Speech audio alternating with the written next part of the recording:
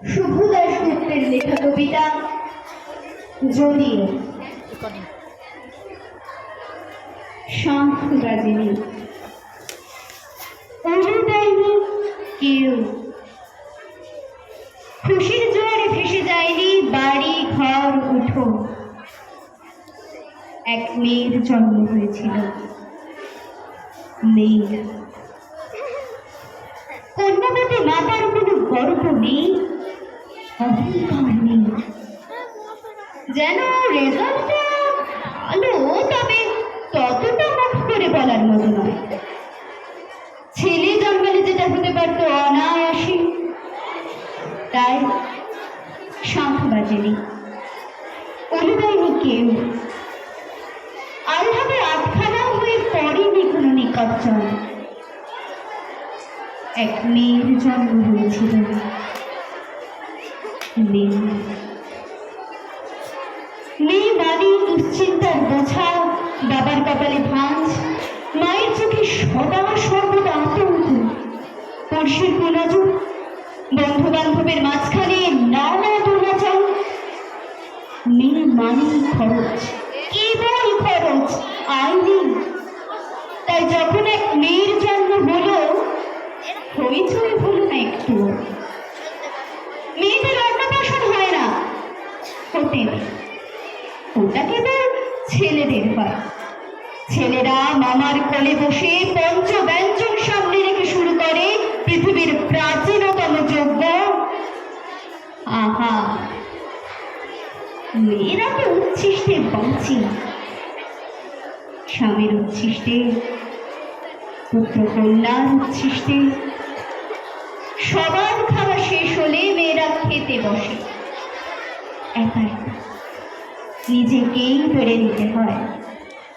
কেউ বলে না, আরে টুকরো মাছ দেব, একটু ভাত না।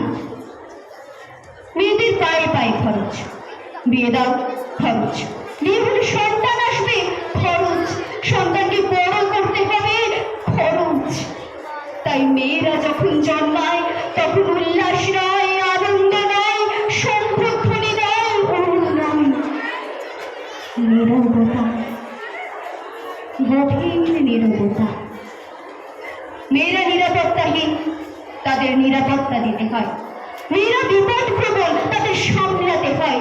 মেয়েরা ঘাবড়ে যায়, কেঁদে ফেলে, ঝগড়া করে, ঈর্ষা করে, তাই মেয়েদের শাসন করতে হয়, বেঁধে ফেলতে হয় নানা নিয়মে, নানা অজুহাতে, নানা অকারণ শৃঙ্খলে। তবু সেই মেয়েরাই গর্ভে ধারণ করে পুরুষ প্রাণ।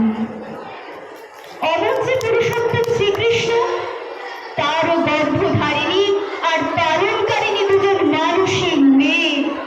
বিদ্যাসাগর থেকে রবি ঠাকুর, লেনিন থেকে ফিডেল কাস্ট্রো কেউ আকাশ থেকে নেমে আসতে পারেননি। মাতৃগর্ভ থেকেই তাদের আবির্ভাব। যদিও ঘরে মেয়ে জন্মালে পরিবারে আনন্দ জাগে না, বাবার কপালে ভাঁজ বাড়তে থাকে, মায়ের বুক কাঁপতে থাকে। মেয়েরা যখন জন্মায় শঙ্খ বাজে না, অনুধ্বনি জাগে না, সরগরম হয়ে ওঠে না কোনো ঠিকানা। যদিও অসুর দলনের লগ্নে সমস্ত পুরুষ দেবতার মিলিত শক্তিতে যিনি দুর্গা বিলাসিনী দুর্গা হয়ে দর্শপ্রহরণধারিণী মা হয়ে ত্রিশূল হস্তে এগিয়ে আসেন দিগন্তে রণদুন্দুভি বাজিয়ে, তিনিও মেয়ে। কাল্পনিক সেই মহিলার জন্য শরতে শঙ্খ বাজে। ঘরে মেয়ে জন্মালে শরতে কি শীতে কোথাও কখনো শঙ্খ বাজে না।